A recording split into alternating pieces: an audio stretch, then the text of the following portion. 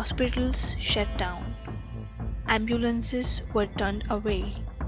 Computer screens across the world went dark, demanding money. Governments panicked. Companies froze.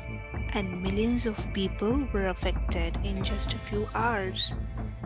The attack was called WannaCry, one of the most destructive ransomware outbreaks in the history. But here's the part almost no one talks about. It wasn't stopped by a government. It wasn't stopped by a tech giant. It was stopped by one anonymous researcher in his bedroom.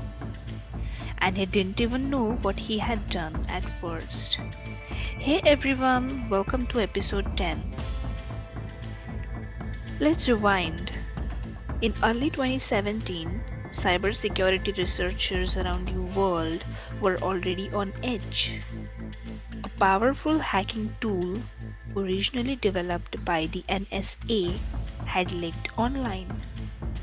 Once that happened, it was only a matter of time before someone weaponized it. And then it happened. WannaCry began spreading like wildfire. It didn't need users to click anything. It didn't wait for permission. If a computer was vulnerable, WannaCry worked. Hospitals in the UK were among the hardest hit. Doctors couldn't access patient records. Critical machines went offline. This wasn't just a cyber attack anymore. This was a public safety crisis. At the same time, all of this was unfolding. A young security researcher, known online as Malware Tech, was doing what he always did, quietly analyzing malware, breaking it apart, trying to understand how it worked. He was anonymous. No photos online, no public identity, just code, curiosity, and long hours.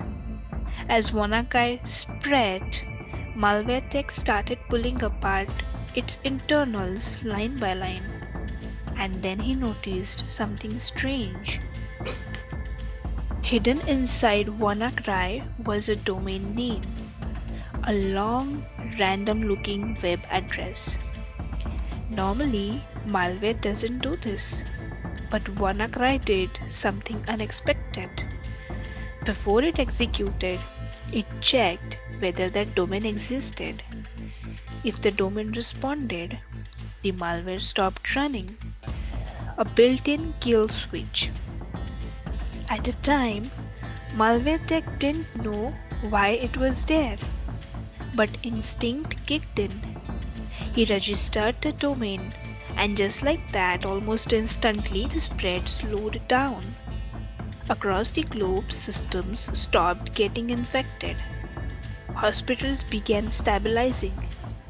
Companies caught their breath. WannaCry didn't disappear, but it had been crippled.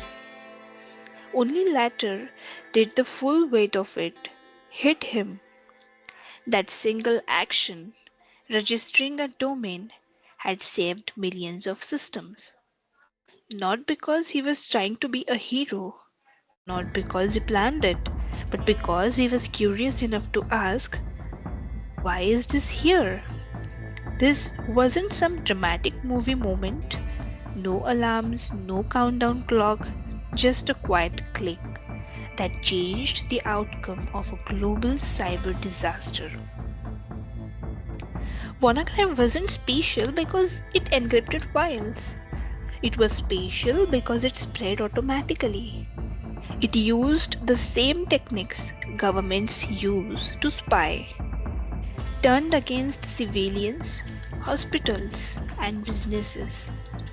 It proved something terrifying, that tools built in secret don't stay secret forever, and when they escape, they don't choose targets. Malware Tech stayed anonymous for a while, but eventually his name surfaced in the media. Suddenly the world wanted to know Who was this person? Why wasn't he working for a government? How close had we come to something worse? And the answer was uncomfortable. We were very close.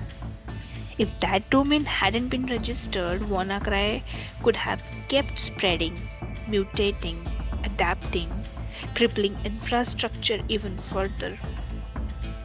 WannaCry wasn't just a ransomware attack, it was a warning that cyber weapons don't stay controlled, that critical systems are more fragile than we think, and that sometimes the difference between chaos and control is one person paying attention, not a superhero, not a government agency, just someone who asked the right question at the right time and quietly changed the history. If you enjoyed this episode, please consider subscribing, sharing, or leaving a review. It helps more than you know. And if you're watching this on YouTube, hit that like button and drop your thoughts in the comments. I would like to hear what you think.